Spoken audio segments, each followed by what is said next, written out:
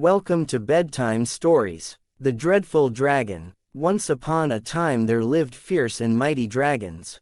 They were everywhere, though they were not often seen. People who saw them did not live to tell the tale, and when people heard of terrifying, unexplained deaths, they knew that it was the dragons that were to be blamed. Once they took up residence, the dragons wreaked their havoc on a town or village. Their eyes shot fiery flames, so anyone who looked at a dragon was instantly killed. That was why no one could kill a dragon. Most dragons lived in cellars and other dark places. This was because a dragon's fiery gaze could even kill another dragon. Some people were not killed by the dragon's glare.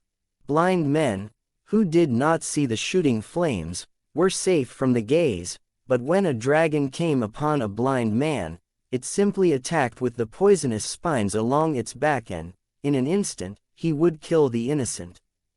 It was no wonder that people talked a great deal about the dragons. They told tales of the poor maiden who chanced upon a dragon in her family's attic and died at once, and how the family had to flee their home. They spoke of children's attacked while playing in the forests.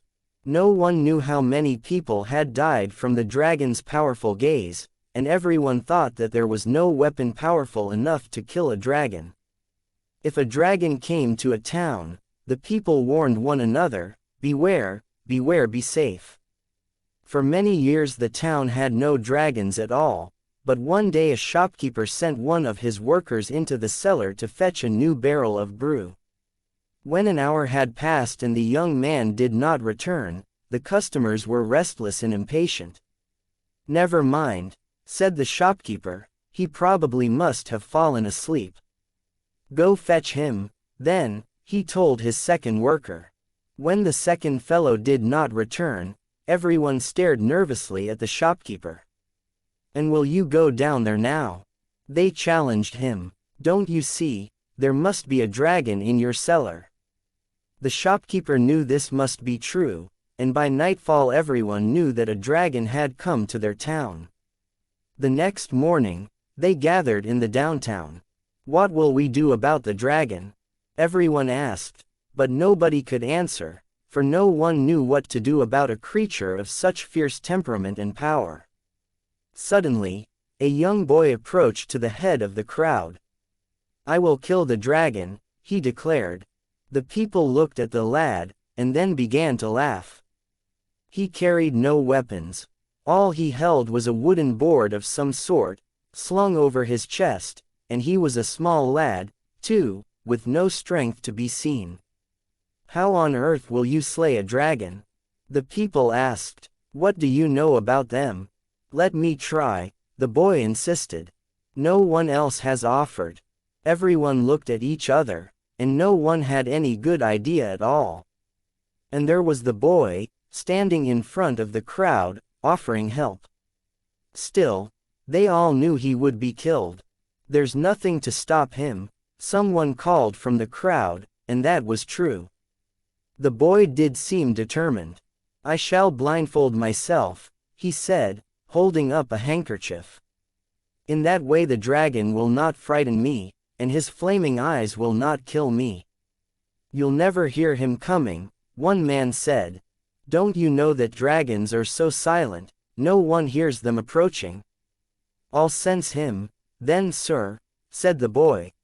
The people could not help but sigh. "Ah, yes," they said, "and so his poisonous spines will be your death." But what else could they say or do? "I'll prove to you all that I know what I'm doing," he said, and before anyone could stop him, he was charging toward the shop. He ran inside and found his way to the cellar door. He paused to put on his blindfold, then cautiously descended the cellar stairs.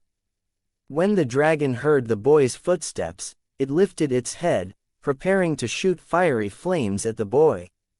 But the boy kept coming, for he was wearing his blindfold, and he did not see or feel the flames shooting.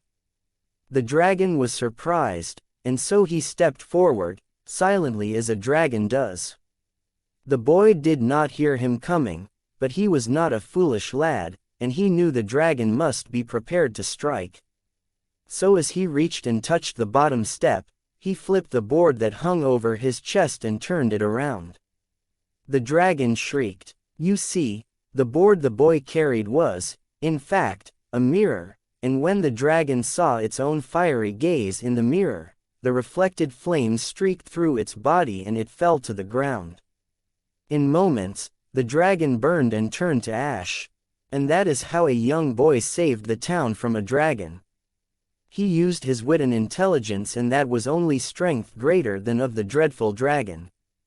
If you like the story, please do like, share and subscribe. Thank you for listening. Good night.